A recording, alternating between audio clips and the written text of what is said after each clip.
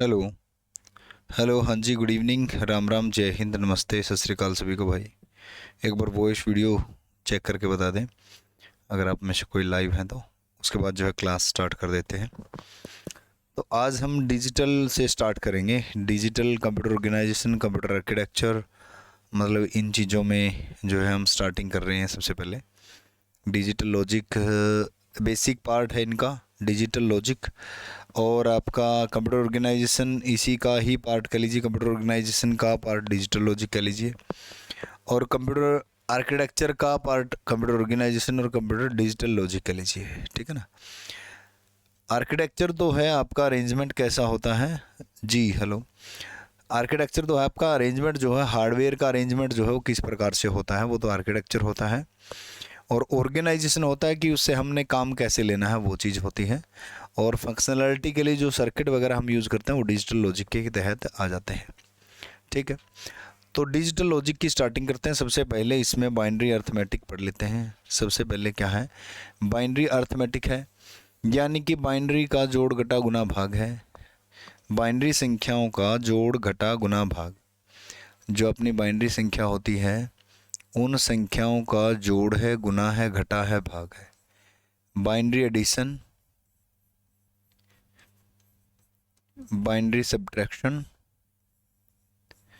Addition, subtraction, multiplication, multiplication और division. ये सबसे पहले आता है बाइनरी अर्थमेटिक के अंदर, यानी कि एडिशन, सब्ट्रैक्शन, मल्टीप्लिकेशन और डिवीज़न, ये चीज़ें आती हैं।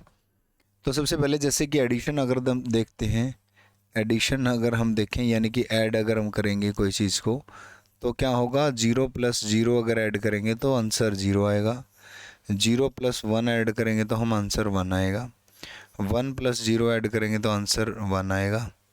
और 1+1 ऐड करेंगे तो आंसर जो है तो भी क्या आएगा, 1 आएगा भाई। तो भी क्या आएगा, 1 आएगा, ठीक है।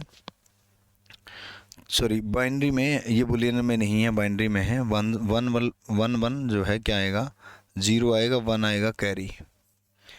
यानी कि हासिल का ले जाने के लिए कितना हुआ, यहाँ हम कुछ भी हासिल नहीं लेकर गए और यहाँ हम 1 हासिल लेकर गए, ठीक है।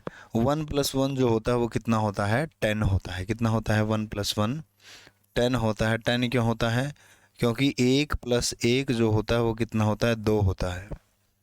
और जो 2 होता है उसको बाइनरी में 10 लिखा जाता है। कितना लिखा जाता है, 10 लिखा जाता है। इसलिए 0 आंसर आता है, यानी कि 0 हासिल का गया 1, इसलिए ऐसा लिखा जाता है इसमें, ठीक है।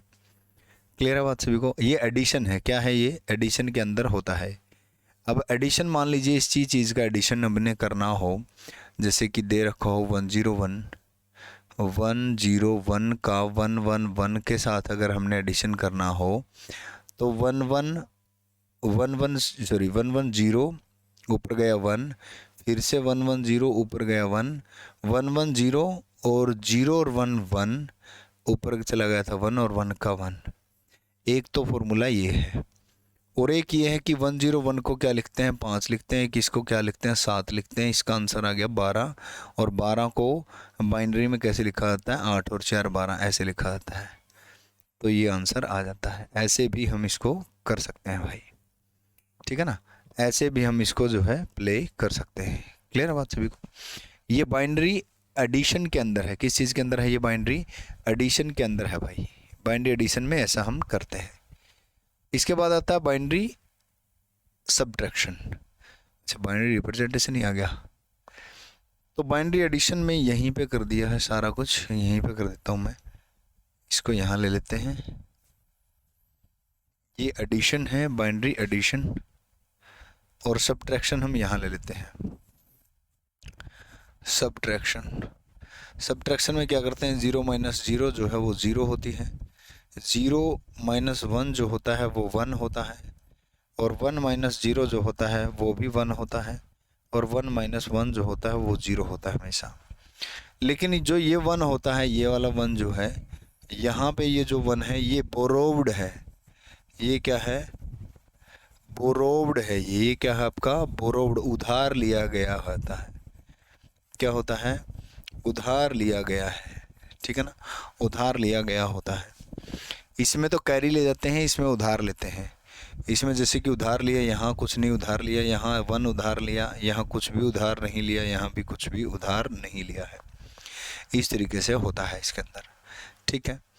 तो वन कैसे उधार लेते हैं, जैसे कि जीरो में से, क्योंकि वन नहीं जा सकता इसलिए वन इस कॉलम से इस साइड उधार लेते हैं, ठीक है, क्योंकि जीरो में से वन नहीं जा सकता।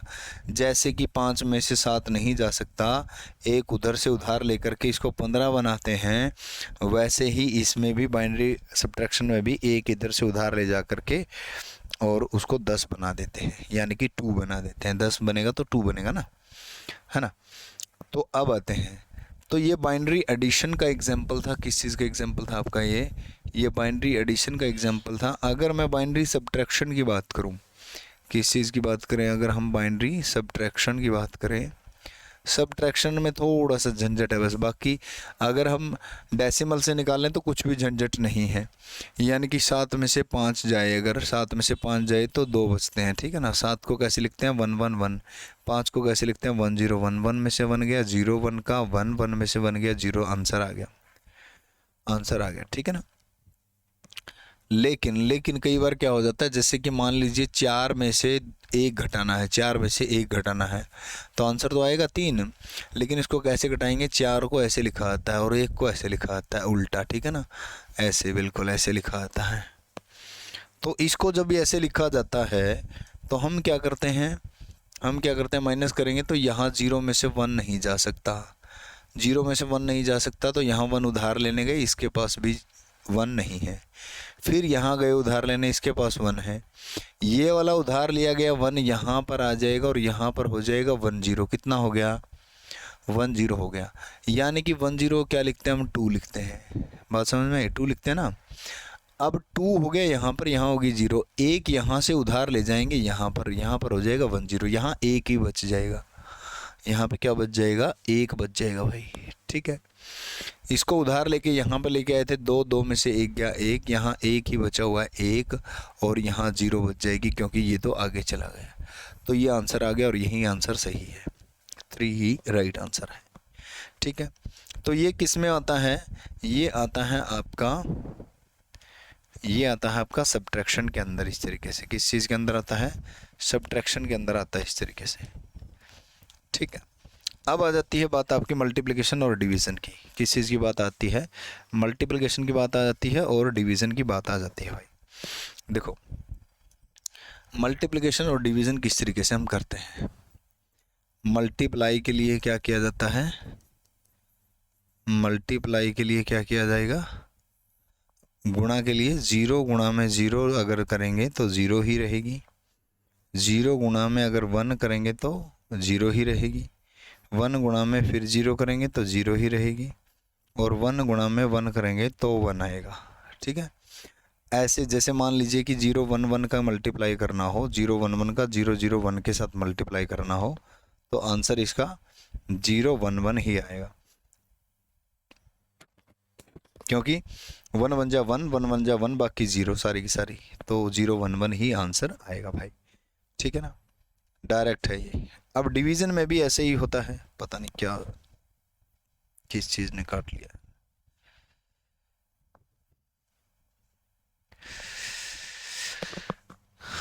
Just a minute.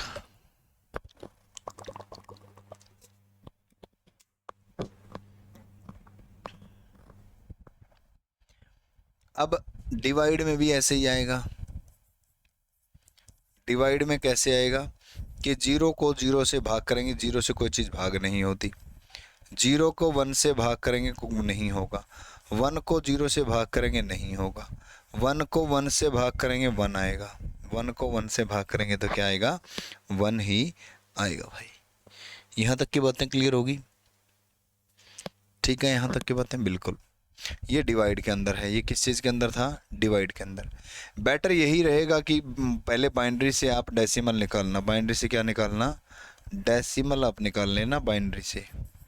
किस चीज़ से निकाल लोगे, बाइनरी से डेसिमल निकाल लोगे, उसके बाद उसका जोड़ घटा गुना भाग जो भी आपने करना है वो आप कर सकते हो।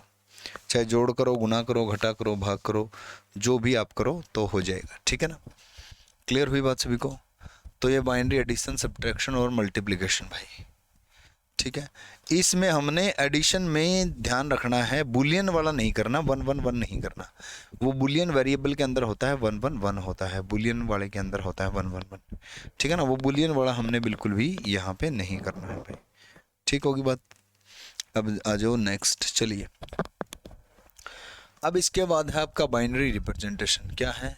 बाइनरी रिप्रेजेंटेशन है भाई। तो बाइनरी रिप्रेजेंटेशन के अंदर आपका क्या होता है, यानी कि बाइनरी के नंबर को हमने रिप्रेजेंट करना है कि नंबर जो है वो प्लस का है कि माइनस का है। तो 3 मेथड यहाँ पे हमारे पास हैं। कौन से मेथड हैं? 3 हमारे पास। एक तो मेथड हमारे पास साइन एंड मैग्नीट्यूड मेथड। कौन सा मेथड है? Sign and magnitude method. Sign and magnitude method है। एक हमारे पास है वंस कॉम्प्लीमेंट। कौन सा मेथड है? वंस कॉम्प्लीमेंट है। और एक हमारे पास मेथड है टूज कॉम्प्लीमेंट। कौन सा मेथड है? टूज कॉम्प्लीमेंट मेथड है भाई। ठीक है ना, तो 3 मेथड हमारे पास है, वंस कॉम्प्लीमेंट, टूज कॉम्प्लीमेंट और साइन मैग्नीट्यूड मेथड है। ठीक है, अब साइन एंड मैग्नीट्यूड मेथड क्या होता है? साइन होता है निशान। क्या होता है? साइन क्या होता है? निशान होता है, चिन्ह होता है। अब जैसे मान लीजिए ये संख्या 65 है, ये संख्या माइनस के आगे प्लस की है, तो ये प्लस का निशान बताएगा प्लस की है, माइनस का निशान बताएगा माइनस की है। लेकिन कंप्यूटर में क्या बताएगा? 0 0 फॉर प्लस और 1 for minus, 0 for plus 1 for minus बताएगा भाई। कंप्यूटर के अंदर 0 फॉर प्लस 1 फॉर माइनस जो है दर्शाएगा। अब जैसे साइन एंड मैग्नीट्यूड मेथड के अंदर ले लेते हैं, sign and magnitude, sign and magnitude method. Sign and magnitude method के अंदर क्या होगा? जैसे कि जैसे हम लिखते हैं 0 0 0 1 1 0 1 1, ऐसे लिखते हैं हम। तो इसे हम इस तरीके से देख सकते हैं, जिसके आगे 0 लगा है वो प्लस की 0 है, ये प्लस का 1 है, ये माइनस का, ये माइनस की 0, ये माइनस का 1 है। इस तरीके से हम इसको देख सकते हैं। ठीक है ना, साइन एंड मैग्नीट्यूड मेथड के माध्यम से। अब इसमें हम ये भी चीज़ देख सकते हैं कि इसका मिनिमम जो वैल्यू होगी इसकी वो कितनी होगी, और मैक्सिमम जो वैल्यू होगी वो इसकी कितनी होगी। मिनिमम वैल्यू और मैक्सिमम वैल्यू कितनी होगी।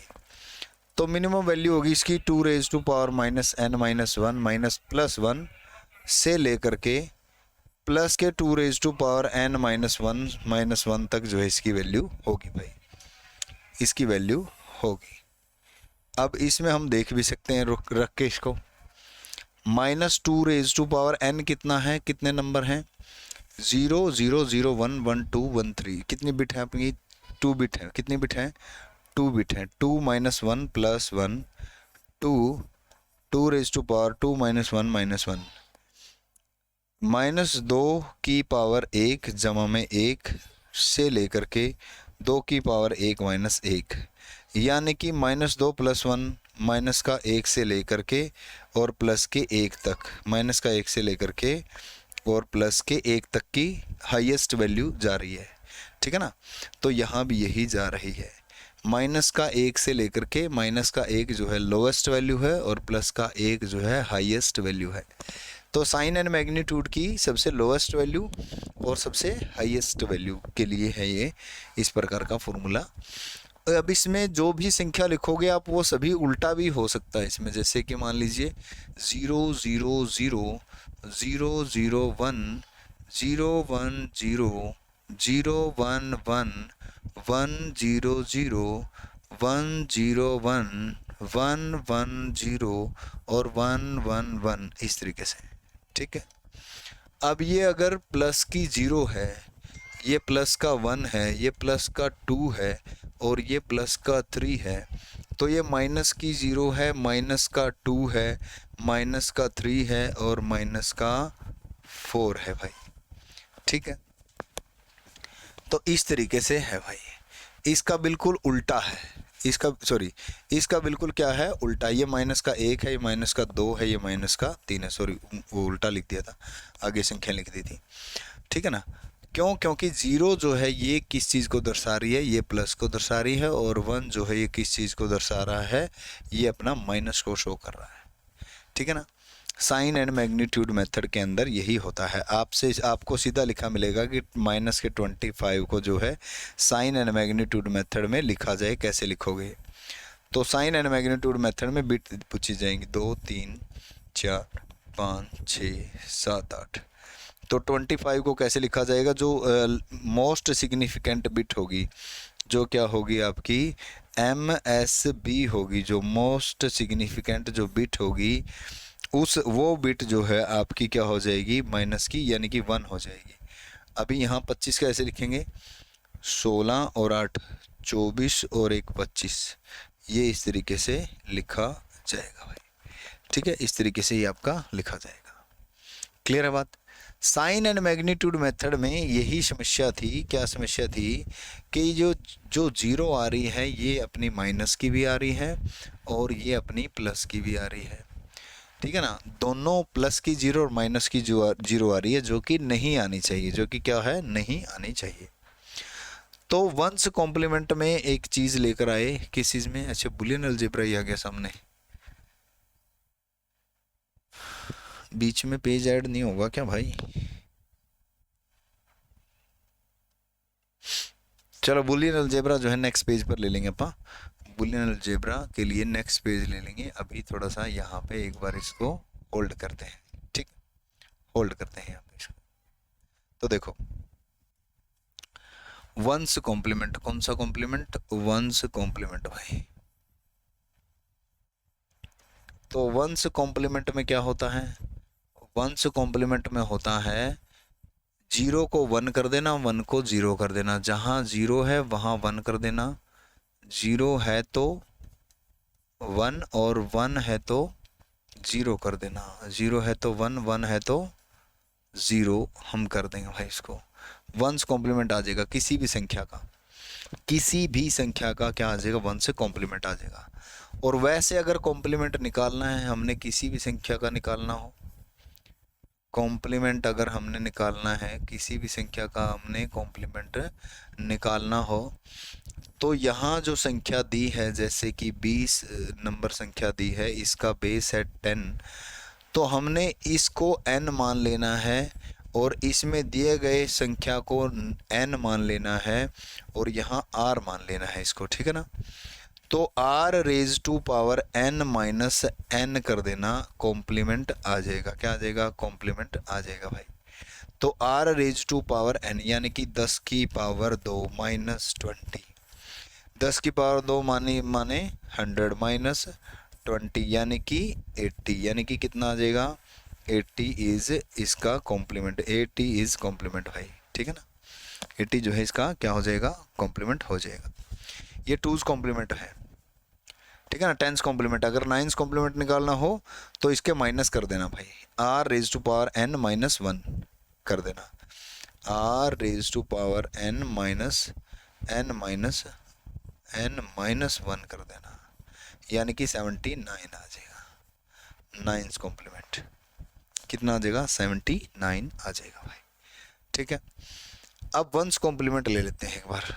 1's कॉम्प्लीमेंट में भी देखो, संख्याओं को क्या लिखना होता है? हमने उल्टा लिखना होता है। तो 0 0 0 0 0 1 1 0 सॉरी 0 1 0 0 1 1 1 0 0 1 0 1 1 1 0 और 1 1 1। ठीक है, तो ये भी इसी तरीके से लिखा हुआ है, उल्टा लिखा हुआ है। ठीक है ना, ये क्या है? ये माइनस की 0 है, ये माइनस का 1 है, ये माइनस का 2 है, ये माइनस का 3 है, ये प्लस का 3 है, ये प्लस का 2 है, ये प्लस का 1 है और ये प्लस की 0 है। तो समस्या इसके अंदर भी सेम है, समस्या क्या है, इसके अंदर भी सेम है भाई। समस्या क्या है, -0 और +0 वाली जो है समस्या, इसमें भी क्या है, सेम है भाई। ठीक है ना, समस्या इसके अंदर भी सेम है, -0 और +0 वाली। तो इसको ख़त्म करने के लिए, क्योंकि एक बिट जो है वो एक्स्ट्रा जारी है, क्योंकि माइनस की जीरो जो है वो नहीं होनी चाहिए, एक ही जीरो होनी चाहिए। वो प्लस की है, माइनस की, मतलब 0 0 है, ये एक ही होनी चाहिए। तो उसके लिए हमारे पास आया फिर टूज कॉम्प्लीमेंट। क्या आया भाई, टूज कॉम्प्लीमेंट आया भाई। क्या आया, टूज कॉम्प्लीमेंट आया उसके लिए हमारे पास। ठीक है, टूज कॉम्प्लीमेंट। टूज कॉम्प्लीमेंट कैसे निकालेंगे, कई तरीके से निकाला जा सकता है। देखो टूज कॉम्प्लीमेंट, एक तो टूज कॉम्प्लीमेंट निकाला जा सकता है कि कोई भी संख्या लिखी हो, नंबर उसका वंस कॉम्प्लीमेंट और then add 1 then +1 is equal to two's complement. Is equal to क्या हो जाएगा, टूज कॉम्प्लीमेंट हो जाएगा भाई। ठीक है ना, नंबर को वंस कॉम्प्लीमेंट निकाल के उसमें 1 ऐड कर दो, टूज कॉम्प्लीमेंट हो जाएगा। एक जैसे मान लीजिए ये है 101 है, 101 है, इसका टूज कॉम्प्लीमेंट निकालना है। तो इसका टूज कॉम्प्लीमेंट निकालने के लिए डायरेक्ट हम क्या करेंगे, 2n यानी कि 2n यानी कि 2 की पावर 3 -n, यानी कि आपका कितना हो जाएगा, 2 की पावर 3 कितना होता है 8 -n कितना 101, यानी कि 8 कितना होता है 1000 होता है 8, है ना, 1 2 4 8, हाँ, और -101, यानी कि 1000 में से 101 घटाएंगे तो कितना आएगा, देखो भाई 8 में से 5 घटाएंगे 3 आएगा ना, 1100 3 आएगा। तो ये राइट आंसर है, ये राइट आंसर आ जाएगा। और वैसे शॉर्टकट अगर इसका आप देखोगे, शॉर्टकट इसका अगर आप देखोगे तो शॉर्टकट क्या है, मान लीजिए आपको कोई संख्या दी मिले, जैसे मान लीजिए कि आपको संख्या दे दी है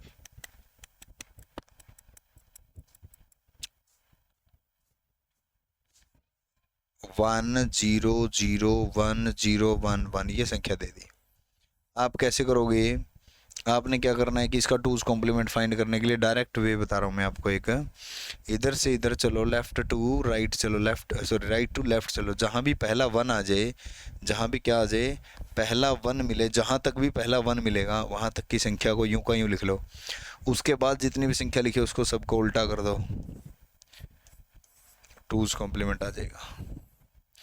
क्या आ जाएगा, टूज कॉम्प्लीमेंट आ जाएगा भाई। क्या आ जाएगा, टूज कॉम्प्लीमेंट। ठीक है ना, क्लियर होगी बात सभी को। तो ये टूज कॉम्प्लीमेंट है भाई, क्या है ये आपका टूज कॉम्प्लीमेंट है।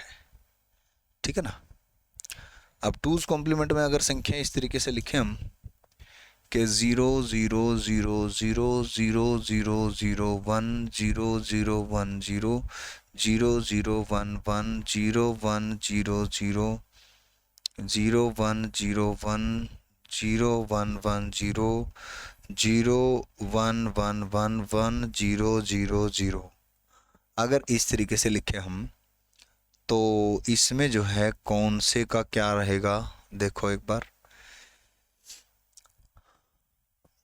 इसका उल्टा क्या रहेगा।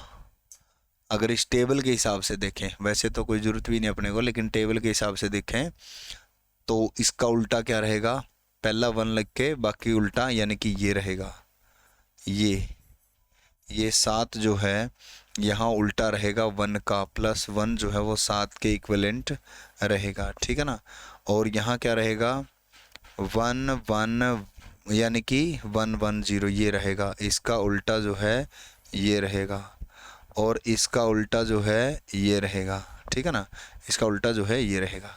क्लियर है बात सभी को। तो इस तरीके से ये उल्टे सुल्टे भी होते हैं, मतलब इसी संख्या के अंदर, इसी टेबल के अंदर ये उल्टा सुल्टा भी होता है इसका। तो ये टूज कॉम्प्लीमेंट था भाई, क्या था ये आपका टूज कॉम्प्लीमेंट था, वंस कॉम्प्लीमेंट और टूज कॉम्प्लीमेंट। एक एग्जांपल ले लेते हैं आपका, एक एग्जांपल और ले लेते हैं, जैसे कि मान लीजिए संख्या दी हो 101 01 1000, इसका टूज कॉम्प्लीमेंट निकालना है। इसका क्या फाइंड करना है? इसका टूज कॉम्प्लीमेंट हमें फाइंड करना है भाई, टूज कॉम्प्लीमेंट। इसमें एक चीज़ देखने वाली बात भी है, जो जीरो है ये माइनस की नहीं आई कहीं भी, ये जीरो जो है ये माइनस की कहीं भी नहीं आई है, ठीक है ना, जीरो कहीं भी माइनस की नहीं हुई है, ये ध्यान रखना इसमें, ठीक है। अब देखो इसके बाद जो है टूज कॉम्प्लीमेंट जो है, टूज कॉम्प्लीमेंट यहाँ से यहाँ तक चले, पहला वन जहाँ तक आया वहाँ तक संख्या यूं की यूं लिख लो, उसके बाद की संख्या को पलट दो, ये टूज कॉम्प्लीमेंट आ गया, बस सीधी सी बात है। ये क्या आ गया आपका? टूज कॉम्प्लीमेंट आ गया भाई। क्या आ गया ये आपका? ये आपका टूज कॉम्प्लीमेंट आ गया भाई। क्लियर है बात सभी को? ठीक है ना, ये आपका टूज कॉम्प्लीमेंट हो गया, वंस कॉम्प्लीमेंट और टूज कॉम्प्लीमेंट भाई, आपका बाइनरी रिप्रेजेंटेशन और बाइनरी अर्थमेटिक भाई, ठीक है। अब इसके बाद आते हैं आपके बुलियन अलजेब्रा। इसके बाद क्या आता है आपका? बुलियन अलजेब्रा आता है। लॉजिक गेट बाद में पढ़ेंगे, पहले बुलियन अलजेब्रा पढ़ेंगे भाई, ठीक है ना, पहले बुलियन अलजेब्रा पढ़ेंगे, लॉजिक गेट बाद में पढ़ेंगे। तो इसके बाद अपना पढ़ते हैं बुलियन अलजेब्रा भाई, बुलियन अलजेब्रा।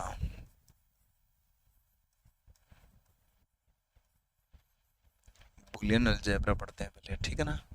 बुलियन अलजेब्रा के अंदर कुछ प्रॉपर्टी हैं जो हमें याद करनी पड़ेंगी। बुलियन अलजेब्रा के अंदर क्या है? कुछ प्रॉपर्टी हैं जो हमें क्या करनी पड़ेगी? याद करनी पड़ेगी। ये जॉर्ज बुल के द्वारा 1854 के अंदर दिया गया था, ठीक है ना, जॉर्ज बुल के द्वारा 1854 में दिया गया था भाई, ठीक है। इसके अंदर दो या एक वेरिएबल हो सकता है। इसके अंदर ऑपरेशन जो होंगे, बुलियन अलजेब्रा के अंदर जो ऑपरेशन होंगे वो आपके कौन से ऑपरेशन होंगे? ऑपरेशन होंगे इसमें एंड ऑपरेशन होगा, और ऑपरेशन होगा, और नॉट ऑपरेशन होगा, एंड और नॉट ऑपरेशन होंगे इसके अंदर, एंड ऑपरेशन और नॉट ऑपरेशन इसके अंदर होगा, ठीक है। जो नॉट होगा उसे जो है हम इस तरीके से भी लिख सकते हैं जैसे ए नॉट, और इसे इस तरीके से भी लिखा जा सकता है ए नॉट, ऐसे भी लिखा जा सकता है, दोनों वे से इसको लिखा जा सकता है। जो नोट है आपका, इसको लिखने का तरीका जो है इस तरीके से हो सकता है। और जो और ऑपरेटर है, और ऑपरेटर ये हमेशा प्लस को इंडिकेट करता है, और एंड ऑपरेटर जो है मल्टीप्लाई को इंडिकेट करता है, डॉट को इंडिकेट करेगा, डॉट माने मल्टीप्लाई को इंडिकेट करेगा भाई। क्लियर बात सभी को? हाँ जी, यहाँ तक क्लियर है। यानी कि ये जो है आपका मल्टीप्लाई को इंडिकेट करेगा, मल्टीप्लाई को इंडिकेट करेगा, और ये आपका एडिशन को इंडिकेट करेगा, ठीक है ना, एडिशन को इंडिकेट करेगा, और ये बाकी आपके रहेंगे इसी प्रकार से। तो बुलियन अलजेब्रा की कुछ प्रॉपर्टी हैं, उन प्रॉपर्टी को हम ध्यान में रखेंगे, उन प्रॉपर्टीज को हम ध्यान में रखेंगे, उसको ध्यान में रखते हुए ही हम आगे बढ़ेंगे। बुलियन अलजेब्रा की कुछ प्रॉपर्टीज हैं। कौन सी प्रॉपर्टी हैं? जैसे सबसे पहले अगर हम पढ़ते हैं आइडेंटिटी प्रॉपर्टी। कौन सी प्रॉपर्टी? आइडेंटिटी। आइडेंटिटी प्रॉपर्टी अगर हम सबसे पहले पढ़ते हैं, आइडेंटिटी प्रॉपर्टी भाई, तो आइडेंटिटी प्रॉपर्टी जो होती है वो कौन सी प्रॉपर्टी होती है? आइडेंटिटी जो अपनी आइडेंटिटी ना खोए, अपनी आइडेंटिटी ना खोए। जैसे a प्लस 0 करोगे तो इसका आंसर a ही आएगा, a प्लस 0 करोगे आंसर a आएगा, a की जगह 0 रखोगे, 0 प्लस 0 करोगे तो भी 0 आएगा, a की जगह 1 रखोगे तो 1 आएगा, यानी कि आएगा a ही, a आंसर ही पहुंचेगा आपके पास। और a.1 करोगे तो भी आंसर a ही आएगा, यानी कि 0.1 करोगे तो भी 0 आंसर आएगा, और 1.1 करोगे तो भी आंसर 1 ही आएगा, यानी कि आएगा तो a ही। आइडेंटिटी प्रॉपर्टी के अंदर, कौन सी प्रॉपर्टी के अंदर? आइडेंटिटी प्रॉपर्टी के अंदर भाई, ठीक है ना। इसके बाद आता है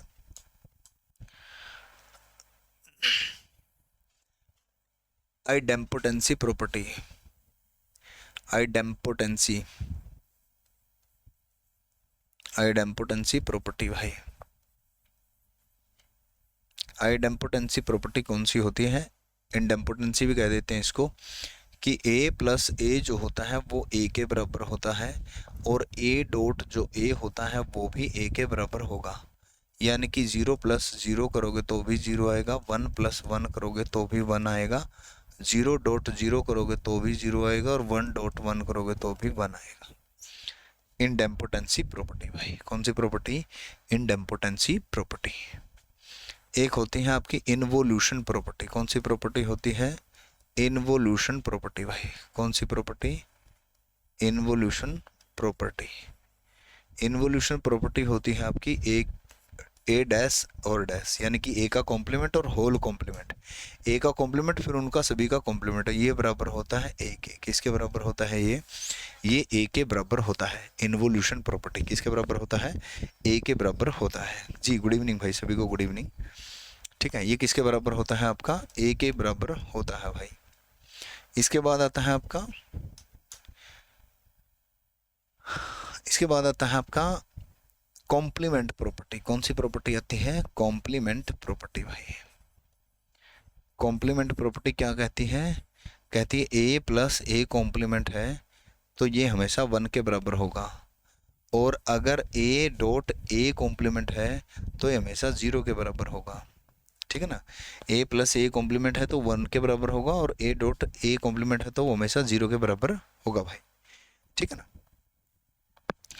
ये कैसे ट्रूथ टेबल में भी हम इन चीज़ों को देख पाएंगे। और ए की वैल्यू अगर 0 है तो यहाँ इसकी वैल्यू 1 हो जाएगी तो भी 1 आएगा, और ए की वैल्यू 1 है तो इसकी वैल्यू 0 हो जाएगी तो भी 1 आएगा, और ए की वैल्यू अगर 1 है तो यहाँ 0 हो जाएगा तो भी 0 आएगा, और ए की वैल्यू अगर हमने 0 ली है तो यहाँ 1 होने से कोई फ़र्क नहीं पड़ेगा, आंसर 0 ही आएगा, आंसर 0 ही रहेगा। ठीक है भाई। इसके बाद आती है आपकी कौन सी प्रॉपर्टी? इसके बाद आती है आपकी कॉम्यूटेटिव प्रॉपर्टी। कॉम्यूटेटिव प्रॉपर्टी भाई, कॉम्यूटेटिव प्रॉपर्टी आती है भाई। कॉम्यूटेटिव प्रॉपर्टी, तो कॉम्यूटेटिव प्रॉपर्टी कौन सी प्रॉपर्टी होती है आपकी? जिसके अंदर a प्लस बी अगर लिखा है तो वो b प्लस ए भी लिखा हो, यानी कि दोनों इक्वल होते हैं, और a डॉट बी अगर लिखा है तो हम b डॉट ए लिख दें, उसमें कोई फ़र्क पड़ने वाला नहीं है, उसमें कोई फ़र्क नहीं पड़ने वाला है। ठीक है ना, क्लियर हुई बात सभी को? सर थ्योरी क्लास की पीडीएफ भी सेंड कर दिया करो प्लीज़, अभी लास्ट की 1-2 क्लास की नहीं दी। लास्ट की 1-2 क्लास की ही दी है, लास्ट की 1-2 क्लास की ही दी है अनिल जी।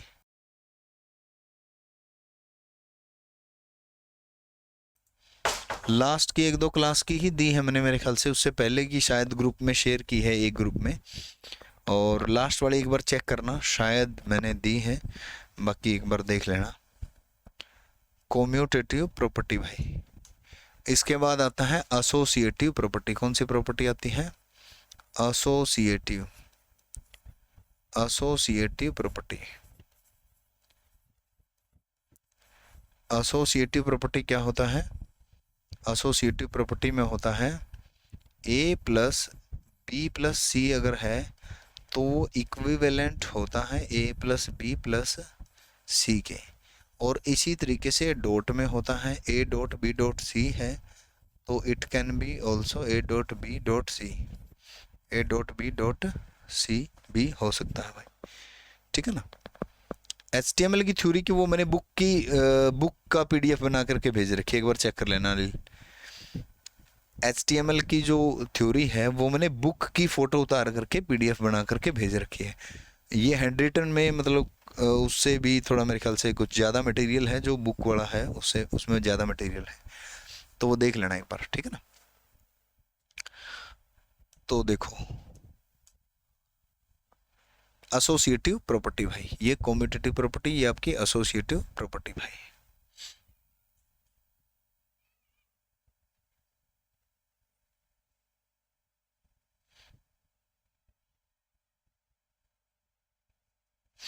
ठीक है, हाँ जी, चलो आगे आ जाओ। इसके बाद डिस्ट्रीब्यूटिव प्रॉपर्टी। कौन सी प्रॉपर्टी? डिस्ट्रीब्यूटिव प्रॉपर्टी भाई, डिस्ट्रीब्यूटिव प्रॉपर्टी। डिस्ट्रीब्यूटिव प्रॉपर्टी कौन सी प्रॉपर्टी है आपकी?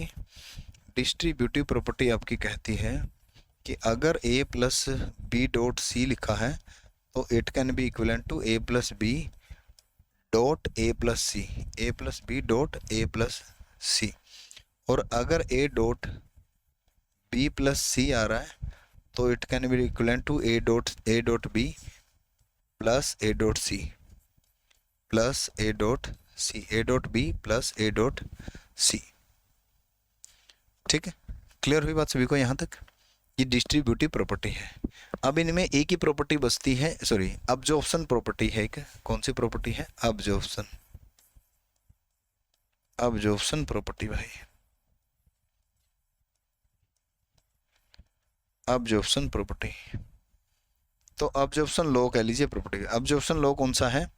अब्जॉर्प्शन लॉ कहता है आपका कि A dot A plus B अगर लिखा है तो it can be equivalent to 1 यानी कि ए, और A plus A dot B लिखा है तो it can be equivalent to A. ये भी ए के बराबर हो सकता है, ये भी ए के बराबर हो सकता है, और ये भी ए के बराबर हो सकता है। ठीक है ना? तो यहाँ तक अभी तक हमने पढ़ा है, अभी तक जो है हमने यहाँ तक पढ़ा है। इसके बाद की कहानी जो है हम पढ़ते हैं तो हम क्या देखेंगे? हम देखेंगे डी मॉर्गन थ्योरम। कौन सी थ्योरम देखेंगे? डी मॉर्गन थ्योरम देखेंगे भाई, De Morgan theorem, D Morgan's theorem देखेंगे भाई। डी मॉर्गन थ्योरम क्या कहती है? डी मॉर्गन थ्योरम जो है आपकी ये कहती है, सॉरी, कि अगर आपने लिखा है A dot B whole bar तो it is equivalent to A bar plus B bar. और अगर आपने लिखा है A bar plus B bar, sorry A plus B bar, A plus B whole bar तो it is equivalent to A bar dot B bar, A bar dot B bar के equivalent होता है। अभी हम इन दो प्रॉपर्टीज़ को जो है ट्रूथ टेबल के माध्यम से देख लेते हैं। दो प्रॉपर्टीज़ को ट्रूथ टेबल के माध्यम से देख लेते हैं। कौन सी प्रॉपर्टी को देख लेते हैं ट्रूथ टेबल के माध्यम से? हम देख लेते हैं नंबर एक तो उस प्रॉपर्टी को, अब्जॉर्प्शन प्रॉपर्टी को, A B, A plus B, A dot A plus B, ये ए के बराबर होना चाहिए।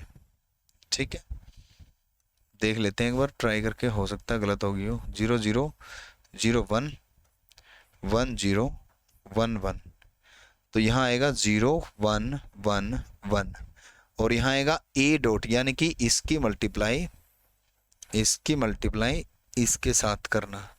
मल्टीप्लाई करेंगे तो 0 0 0 0 1 0 1 1 1 1 1 1, और ये आपका ए के बराबर है। ये ट्रूथ टेबल की सहायता से है। ये किसकी सहायता से? आपका ट्रूथ टेबल की सहायता से। किसकी सहायता से? आपका ये ट्रूथ टेबल की सहायता से है। ठीक है, और इसी में अगर हम देखेंगे तो ए डॉट बी कर लो एक बार, ए डॉट बी, और A plus A dot B कर लो। यही था ना, A plus A dot B. A dot B क्या आएगा? 0 0 1 0 0 0, सॉरी 0 0 0 1 0 0 0 1।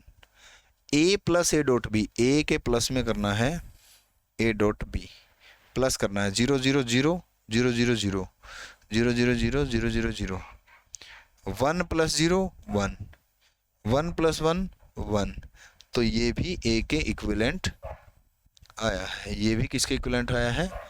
ए के इक्विवेलेंट आया है भाई। ये भी किसके इक्विवेलेंट आया है? ए के इक्विवेलेंट आया है। क्लियर होगी बात सभी को? तो ये जो है ए के इक्विवेलेंट आया है भाई, ये जो आया है आपका ए के बराबर आया है। ऐसे ही डी मॉर्गन थ्योरम के अंदर है, अगर हम इसको ट्रूथ टेबल की सहायता से ही प्रूव करेंगे तो ये दोनों चीज़ें जो है किसकी बराबर आएंगी? ये दोनों ही चीज़ें समान होंगी, दोनों ही चीज़ें क्या होंगी? बराबर होंगी। ठीक, क्लियर होगी बात सभी को? इसके बाद पढ़ना तो आज हमने बुलियन फंक्शन यानी कि मैक्स टर्म और मीन टर्म भी था, लेकिन चलो देखते हैं एक बार जी। थोड़ा टाइम रहता है तो हम एक बार लॉजिक गेट देख लेते हैं थोड़े। क्या देख लेते हैं? लॉजिक गेट भाई। तो यहाँ आज हम लॉजिक गेट एक बार पढ़ लेते हैं। मैक्स टर्म मीन टर्म जो है कल देखते हैं, ठीक है ना। मैक्स टर्म मीन टर्म हम कल देखेंगे, लॉजिक गेट वाला मामला देख लेते हैं एक बार। तो देखो भाई, लॉजिक गेट्स भाई,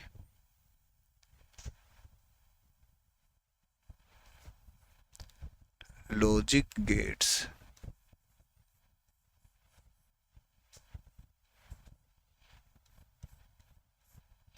जो लॉजिक गेट्स होते हैं आपके, वो क्या होते हैं? लॉजिक सर्किट कह लीजिए, गेट कह लीजिए, सॉरी। तो लॉजिक गेट जो होते हैं आपके, वो होते हैं तीन प्रकार के। कौन से? Fundamental gate, fundamental building block जिसको हम कह देते हैं फंडामेंटल, या बेसिक गेट जिसको हम कह देते हैं, या हम क्या कह देते हैं? Basic gates. Basic gates, fundamental और बेसिक गेट भाई, ठीक है।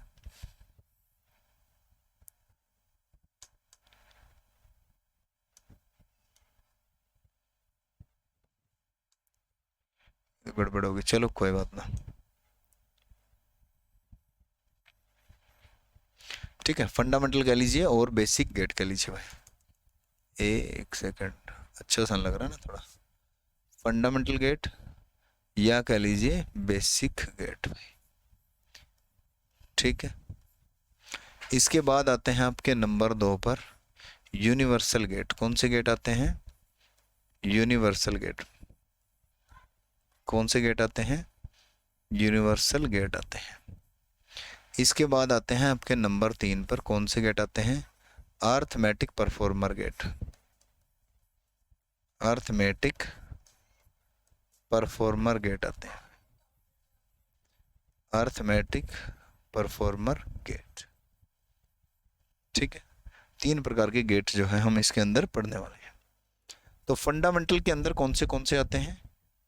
जो आपका फंडामेंटल गेट है, बेसिक गेट जो है आपके, बेसिक के अंदर कौन सी चीज़ें शामिल हैं? बेसिक के अंदर हम शामिल करेंगे या हम पढ़ेंगे एंड गेट, और गेट, एंड और नॉट गेट। अलग से शामिल कर लेते हैं इनमें हम बफर गेट। कौन सा गेट? बफर गेट, इसमें शामिल कर लेते हैं भाई इसके अंदर हम, ठीक है ना। बफर गेट भी इसके अंदर शामिल कर लिया जाता है। तो ये इसके अंदर शामिल कर लिए जाते हैं, एंड गेट और नॉट गेट, एंड और नॉट। कई बार इसमें जो है बफर भी शामिल कर लिया जाता है भाई, ठीक है ना। बफर गेट भी शामिल कर लिया। क्लियर है बात यहाँ तक? तो एंड गेट देख लेते हैं आज, फिलहाल एंड गेट हम देख लेते हैं भाई। तो एंड गेट भाई, एंड गेट का जो सिंबल है वो क्या रहेगा? नेम ले लेते हैं पहले तो। जो आपका नेम है वो क्या रहेगा? सिंबल है जो वो आपका क्या रहेगा? सिंबल। आउटपुट जो है वो आपका क्या रहेगा? और आपका ट्रुथ टेबल जो है वो क्या रहेगी? टी जो है, ट्रुथ टेबल जो है वो कैसे रहेगी, ठीक है ना। नेम जो है इसका, नेम वो क्या है? एंड गेट है। क्या है? एंड है, नेम इसका एंड गेट है भाई। इसका सिंबल जो रहता है आपका 2 इनपुट के साथ, ये वाला गेट जो है रहता है आपका एंड गेट। कौन सा गेट रहता है ये?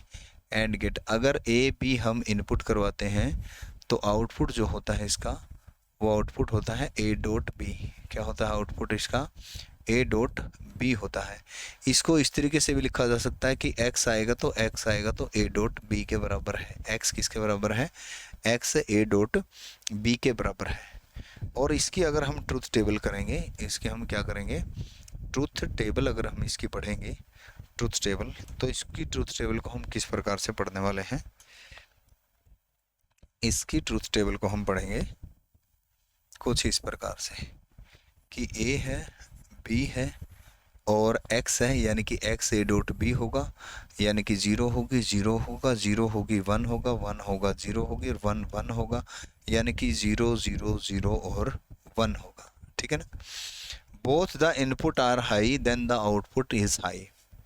Output is only output is high, output is high, output is high only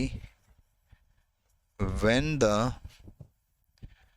both input is high, only when the both input is high।